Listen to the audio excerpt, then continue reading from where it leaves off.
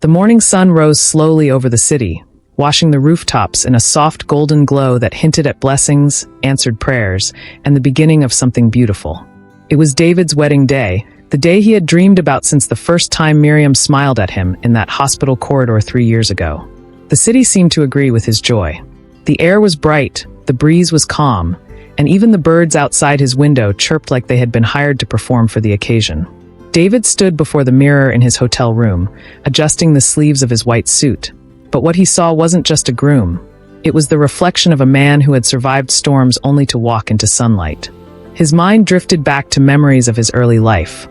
Sleeping on cold floors when his father lost the family business. Selling phone accessories under the scorching sun just to buy fuel for the generator. Studying coding from borrowed textbooks because he couldn't afford his own. It was a life of humiliation and patience, of hunger and stubborn hope. Until he built his first mobile app that went viral in the university community, earning him his first real income. From that moment, everything changed. Investors began calling, doors opened, tech conferences invited him as a guest speaker, and the young boy who once shared Gary with rainwater suddenly became the face of a thriving tech startup. And through all his rise, one person never left his side: Miriam. She was there when his laptop crashed, when he was sued unfairly by a competitor, when he had anxiety attacks that left him trembling from stress. She prayed with him, cooked for him when he forgot to eat, and even loaned him part of her nursing salary when he needed to renew his business license. Every time he looked at her, he saw not only love but loyalty, rare, precious, unshakable loyalty. Today, he was determined to honor her. David inhaled deeply, allowing the moment to settle in his chest like a quiet promise. "This is the happiest day of my life," he whispered to his reflection. If only he knew that happiness can be fragile, and that shadows sometimes hide behind the brightest lights. Outside the hotel, cars decorated with ribbons and flowers were arriving one after another, carrying friends who laughed loudly and relatives who wore a CB with pride. The hall chosen for the wedding was one of the most elegant in the city, a place where marble floors reflected light like water and chandeliers sparkled like frozen stars. Inside, decorators were still adding the final touches, aligning the golden chairs, checking the microphone volumes, polishing the glass tables. The scent of fresh roses filled the air, mixing with the aroma of the caterer's steaming jollof rice and fried chicken. Everywhere looked like the kingdom of joy. Guests had traveled from Lagos, Abuja, Port Harcourt, and even Ghana just to witness the union of two people who had inspired so many with their story. David's mother, a gentle woman with soft eyes, sat quietly in one corner, clutching her handkerchief as tears of fulfillment kept rolling down her cheeks.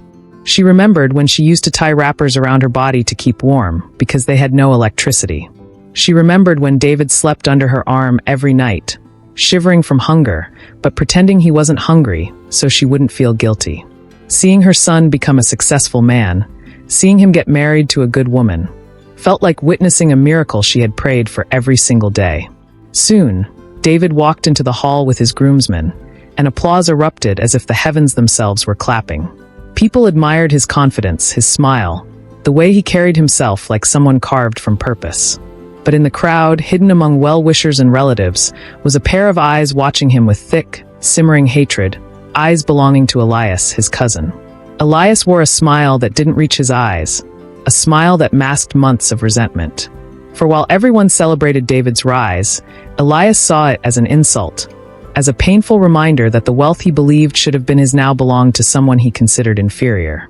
He raised his glass slowly, watching David like a hunter studies prey. And though the hall boomed with excitement, Elias's heart whispered something darker. Today, everything changes. Meanwhile, at the bride's room, Miriam stood before her own mirror, her hands trembling slightly, not out of fear but overwhelming emotion. She looked radiant in her gown, the lace shimmering like woven moonlight, the veil falling gently over her shoulders. Her bridesmaids fussed around her, adjusting her hair, applying last-minute touches to her makeup, laughing and teasing in the way only close friends can. But Miriam wasn't listening to them. Her mind was lost in memories. The first day she met David when he rushed into the hospital with a panic attack, and she calmed him with nothing but her voice. The nights she stayed awake supporting him while he worked. The moments when he cried silently in her arms after being betrayed by business partners he trusted. She remembered how he once told her, The day I succeed, I want you to be the first person I celebrate with." Even at that time, when he barely had enough money for transport, he still believed in a future big enough to hold both of them. And now here they were, standing at the edge of that future. Miriam's mother entered the room and placed a kiss on her forehead. "My daughter," she whispered, "may God go with you today. Your journey has been long, but your joy will be longer." The words made Miriam smile, but halfway through the smile, a strange chill passed through her heart, as if a cold hand had brushed against her spirit. She shook it off, thinking it was just wedding anxiety. Brides often felt such things. She didn't know that fate sometimes sends warnings in whispers, whispers too soft for the human heart to understand. By the time both families were seated and the officiating minister called for the processional entrance, the hall had become a living ocean of excitement. Cameras were raised, phones were recording, children were dancing at the back, and the choir had already begun singing soft hymns. Then the doors opened, and Miriam began her slow walk into the hall. Every step she took echoed with beauty, and David's eyes shone like he was seeing an angel descend. He stretched his hand to her, and she placed hers gently into his, two hearts merging, two souls aligning. For a brief second, everything was perfect. Absolutely perfect. A moment so pure that even bitterness seemed afraid to enter. But in that same second, Elias tightened his jaw and glanced at the bartender, who gave him a subtle nod. The plan was already in motion. A glass had been strategically placed for David on the reception table, innocent-looking, chilled, and laced with a toxin that was slow enough to go unnoticed but strong enough to stop a heart within minutes. Elias's heart pounded with anticipation, not guilt. He had convinced himself that he wasn't doing wrong, that he was simply correcting an injustice, reclaiming a destiny stolen from him. The hall erupted in cheers as the couple stood before the altar. The minister smiled warmly. "Dearly beloved," he began, "we are gathered here to join this man and this woman in holy matrimony, an institution ordained by God." The guests nodded, smiling. David's mother wiped more tears. Miriam squeezed David's hand. Everyone felt joy. Everyone felt peace. Everyone felt safe. But joy can be a fragile glass. Even the slightest crack can shatter everything. And unbeknownst to them all, the first crack had already been formed. The hall glimmered like a kingdom carved from light as the minister's voice faded and the couple took their seats for the engagement rites. Laughter erupted from every corner. Guests moved around, greeting old friends, taking pictures, spreading compliments like confetti across the room.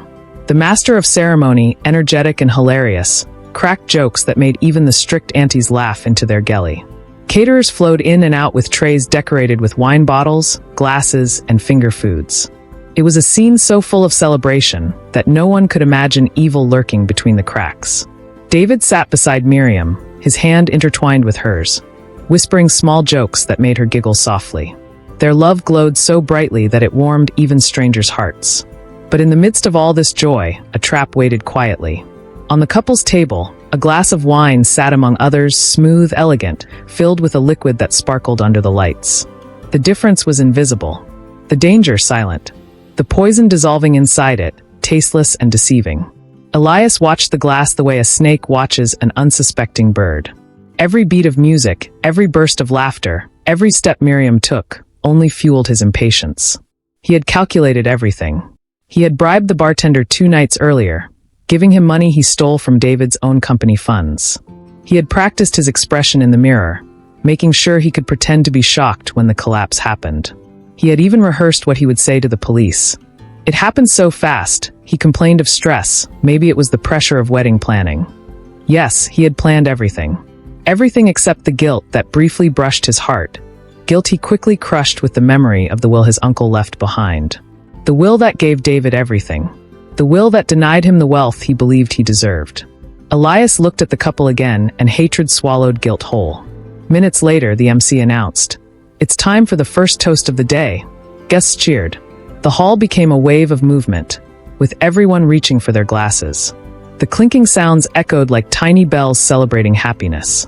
The bartender approached the couple's table, replacing empty glasses and rearranging the drinks with perfect professionalism. Only Elias noticed the slight nervousness in his eyes. Only Elias understood why the man's hands trembled slightly. "Relax," Elias whispered under his breath from across the room, glaring at the bartender. "Do your job." Miriam picked up her glass first, smiling innocently. David picked his, unaware that the poison within was waiting for him like a hidden blade. Before lifting it, David turned to his mother seated behind him and winked, a sweet gesture that made her laugh softly. He then looked at Miriam, a look of promise, of love, of a future he couldn't wait to start. The kind of look that could melt mountains. "To us," he whispered. She whispered back, "Forever." The hall quieted when the MC raised his own glass. "Ladies and gentlemen, lift your drinks. Today we celebrate love, pure love, strong love, a love that survived every storm." People lifted their glasses, guests lifted their glasses, even children raised imaginary cups. But just as David lifted the glass to his lips, ready to drink, something unexpected happened, something small, barely noticeable, but powerful enough to delay destiny. His phone vibrated loudly on the table. A business partner calling from the UK, someone important. David stopped, lowered the glass, and turned the phone face down without answering. A tiny delay. A pause. A moment fate inserted without explanation. Miriam giggled and nudged him. "Baby, it's your wedding day. You'll call back later." David laughed and set the glass down to wrap his arm around her. 1 minute passed. 2 minutes. The danger waited untouched. And deep within the crowd, Elias clenched his fist so hard his nails dug into his palm. That delay, those few seconds, ignited something dangerous inside him. Panic. Elias's heart thumped like a drum possessed. His plan depended on timing, and timing was slipping from his fingers. Sweat formed on his forehead. He scanned the hall, calculating, adjusting, rethinking. What if someone else drank the glass by mistake?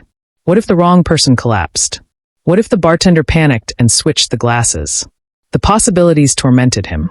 Daniel, one of the groomsmen, suddenly walked toward the couple's table. The casual friendliness of his approach sent shock waves through Elias's chest. Daniel had a habit of grabbing drinks randomly whenever he joked around.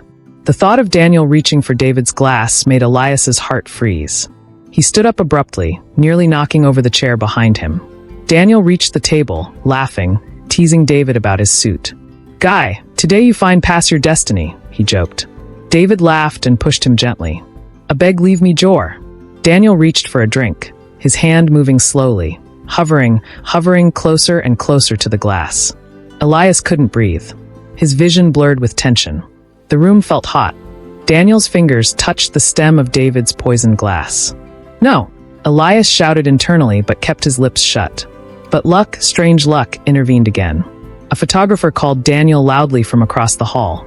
"Bro, come take picture with the groom." Daniel dropped the glass immediately. "I day come," he said, running off.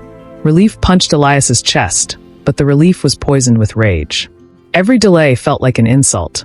Every interruption felt like fate mocking him. He looked at David with eyes now burning. "Just drink it," he whispered, almost shaking. "Why won't you just drink it?" Moments after Daniel left, the officiating minister called the couple back to the altar for the exchange of vows. The entire hall rose in excitement. Musicians played soft tunes. Bridesmaids arranged Miriam's veil. Groomsmen straightened David's suit. The atmosphere shifted from playful to sacred. Everyone felt it, the weight of the moment, the holiness of commitment, the magic of love. As David and Miriam stood facing each other, hands clasped, hearts aligned, the world around them melted away. The minister smiled warmly. "Marriage," he began, "is not just about beauty or celebration. It is about trust, sacrifice, and truth." The word truth struck Elias like lightning that he stiffened. His eyes twitched, his heartbeat stumbled. Truth, the very thing he had buried under forgery, deception, and poison. While the minister's voice echoed through the hall, Elias suddenly felt as though every word was aimed at him, exposing him, dragging his intentions naked before invisible eyes. He swallowed hard. Sweat rolled down his back. He tried to shake off the guilt clawing at his mind, but it stayed, sharp, persistent, suffocating. David and Miriam repeated their vows. Their voices trembled beautifully, filled with hope. The guests smiled. Some wiped tears. David's mother pressed her hand to her chest, overwhelmed with gratitude. And then, just as the vows ended, just as they turned to face the guests, just as applause began rising in waves, David reached for his glass again. He lifted it. He smiled at Miriam. He opened his mouth to speak. And destiny, after delaying twice, finally began to move. The moment David gasped, clutched his chest, and crumpled to the floor, the hall erupted into chaos. Laughter froze midair. Glasses slipped from hands, shattering into a million sparkling pieces on the marble floor. Miriam screamed, the sound tearing through the once harmonious music like a knife. Bridesmaids and groomsmen rushed forward, trying to lift him, their polished shoes skidding against the slippery shards. His mother's scream was louder than any alarm, piercing every corner of the hall, a sound heavy with fear, disbelief, and the weight of a lifetime. The guests froze, unsure whether to panic, pray, or scream. Some covered their mouths, unable to comprehend what had just happened. Children hid behind their parents, clutching onto dresses and pant legs, eyes wide and glistening with shock. The hall that had moments ago shimmered with joy now felt suffocating, trembling under the invisible hand of terror. All around, whispers began. What happened? Is he okay? Someone call a doctor. But no one moved fast enough. The seconds stretched endlessly, like eternity pressing down on everyone present. Miriam collapsed too, her knees buckling, as her world imploded in a single heartbeat. She tried to reach David, to shake him, to beg him to wake up, but her voice was swallowed by screams and the clamor of panic. David's mother ran forward, falling beside him, wailing in a high, keening cry that seemed to fracture the air. The wedding planner's calm professionalism vanished entirely. She ran from one end of the hall to the other, barking orders that were swallowed by the screams and cries of guests. Someone shouted for an ambulance. Another frantically pressed for a doctor in the crowd. But time had slowed, cruelly slowed, as though the universe had pressed pause to watch the unfolding horror. The sound of hurried footsteps, broken glass, and shrill cries collided into a cacophony. But the most piercing sound was the silence within David's chest, the terrifying pause in his heartbeat that everyone feared would never end. By the time paramedics arrived, David's body had gone completely limp.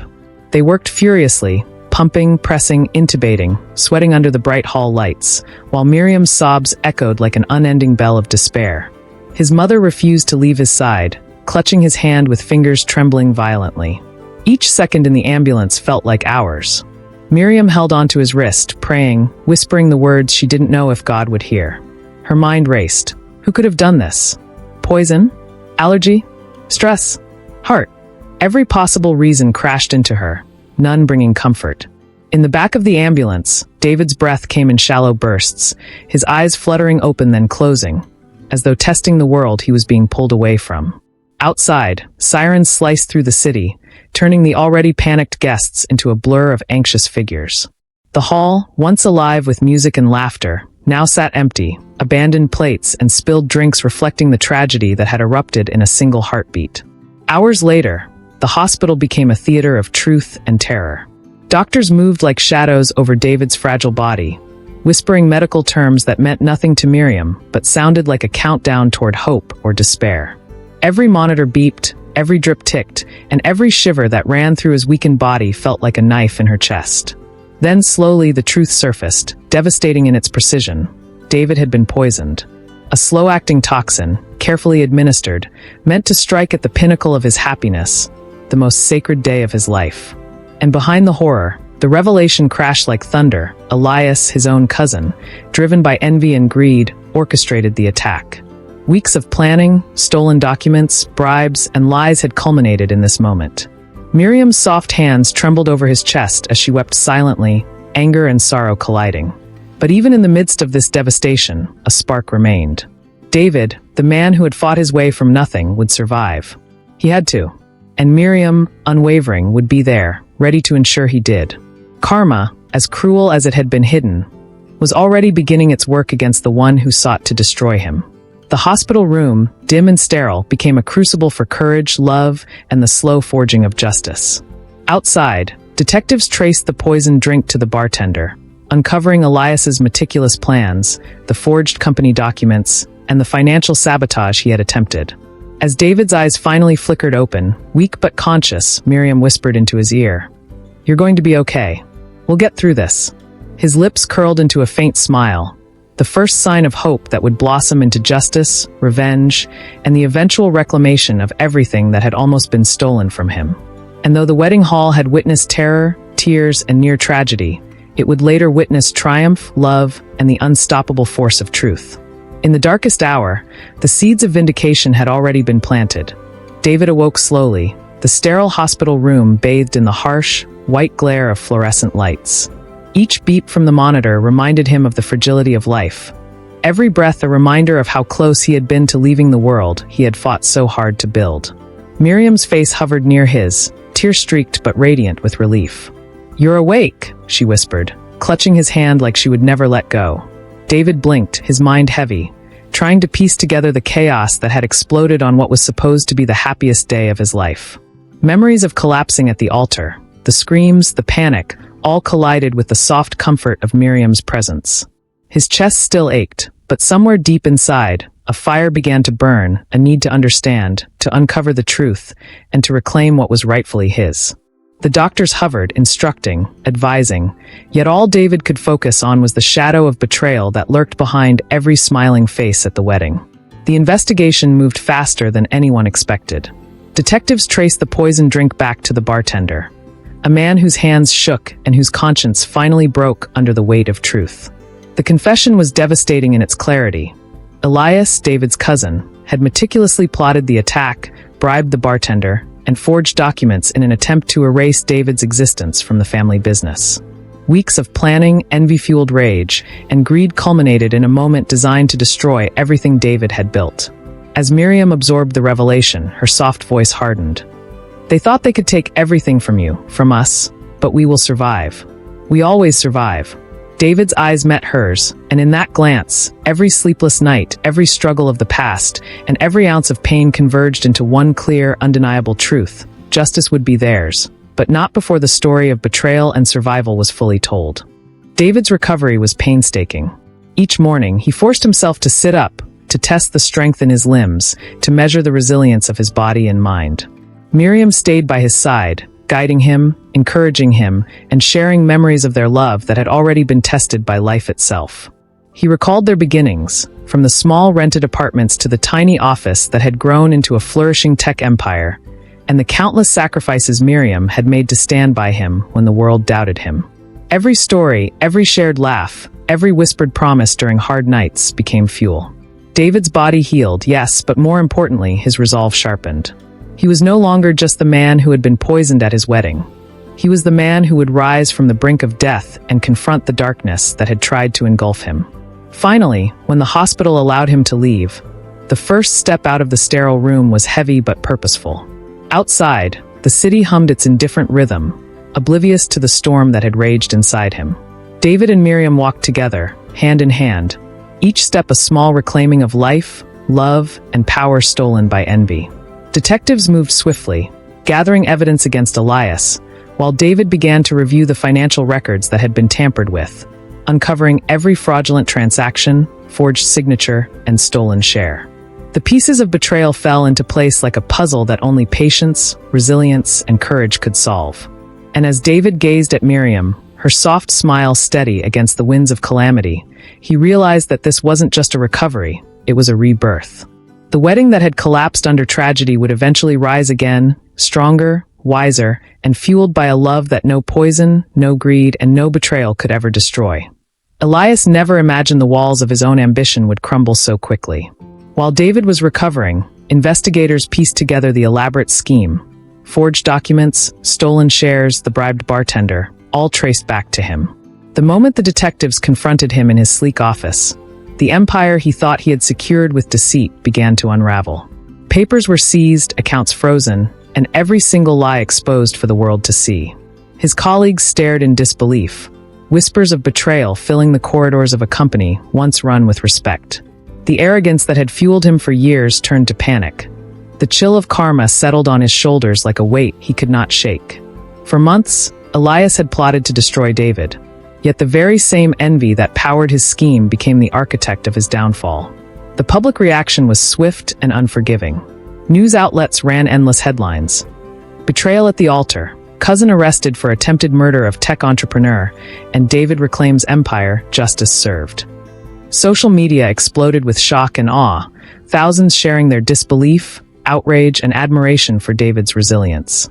Friends, family, and colleagues who once whispered behind closed doors now marveled at how the young entrepreneur had not only survived but emerged stronger than ever. Miriam stood by his side throughout the storm, her quiet strength a constant anchor. She had held him together when every part of his life seemed poised to collapse, and now she stood tall beside him. The proof that love can weather even the deadliest storms. David returned to his office for the first time since the incident. Each step deliberate, each glance around the empty hall a reminder of the fragility of trust and the resilience of truth. He reviewed every transaction, verified every share, and corrected every single forged record. Slowly, deliberately, he reclaimed what was rightfully his. The process was not easy. He spent long nights analyzing documents, speaking to lawyers, and ensuring that the net of justice would catch everyone involved. But with each corrected account and each recovered asset, the burden on his shoulders lightened. Miriam watched him, silent but proud, knowing that this painstaking work was not just about money or power. It was about restoring integrity and protecting the legacy of a life built on hard work and honesty. By the time Elias was finally arrested, the full scale of his actions was laid bare. The police read him his rights on a hospital bed after his accident while fleeing the wedding scene, and the world saw a man who had once dreamed of wealth and control reduced to guilt, fear, and helplessness. David, now fully recovered, stood outside the courtroom with Miriam beside him, hand in hand, their hearts steady, their minds focused on the future rather than the past. Friends and family cheered as justice was delivered, but David felt only a quiet relief. He had survived the betrayal, reclaimed his empire, and more importantly, had preserved the love and trust that had been the foundation of his life. And as he looked at Miriam, her soft smile radiant and unwavering, he knew the hardest battles had been won, and the real celebration, the wedding that had almost ended in tragedy, was still ahead. Months had passed since the chaos, since the betrayal and the near loss that had nearly claimed David's life. The scars remained, not just on his body, but etched deep into his soul, but so did the strength, resilience, and love that had carried him through. When the day of the wedding finally arrived, it was nothing like the first. Gone were the crowds, the over-the-top decorations, and the prying eyes of society. Instead, there was intimacy, meaning, and a quiet sense of triumph. Only close family and friends were present, and every face reflected not just joy, but relief. Miriam walked down the aisle with a gentle smile, soft light glinting off her simple yet elegant dress. David stood at the altar, strong, steady, and alive, his eyes shimmering with gratitude and a deep, abiding love. As the officiant began, there was a hush in the room, a moment that felt suspended in time. David's voice, calm and resolute, spoke words of commitment and gratitude, acknowledging Miriam's unwavering support through every trial. "I promise to love you, not only in joy but in hardship," he said, his gaze never leaving hers. Miriam's eyes glistened with tears, and when she spoke, her words carried the weight of everything they had endured together. "Through fear, through pain, and through uncertainty, I have stood by you, and I will continue to do so." The words weren't just vows, they were a testament to survival, resilience, and the kind of love that refuses to break, even when the world tries to tear it apart. Outside the walls of the hall, justice had quietly completed its work. Elias was serving his sentence. The bartender had been sentenced, and every fraudulent transaction had been corrected. David had reclaimed not only his empire, but also the peace that had once seemed unattainable. And yet, despite all the wealth, the celebrations, and the reclaimed glory, the couple's hearts were grounded in the lessons of their ordeal. They had learned that envy destroys, that deceit carries a cost far beyond what money can measure, and that love, true love, can conquer even the darkest, most carefully plotted betrayals. In the soft candlelight of the hall, with laughter and soft music surrounding them, they exchanged rings, a simple yet profound symbol of triumph, unity, and hope. When the ceremony ended, David and Miriam stepped outside to the quiet streets, holding hands, the evening breeze brushing against their faces like a promise of brighter days. They looked at each other and smiled, not because everything was perfect, but because they had survived imperfection together. Their wedding, once almost a scene of horror and heartbreak, had become a quiet celebration of life, love, and the human spirit's capacity to endure. And as the city lights twinkled around them, David whispered softly, "We've won, not just against them, but for us, for everything we've been through." Miriam squeezed his hand, tears of gratitude flowing freely. In that moment, they weren't just husband and wife. They were survivors, victors, and witnesses to a truth that no jealousy, no greed, and no darkness could ever erase. Love, patience, and courage will always prevail.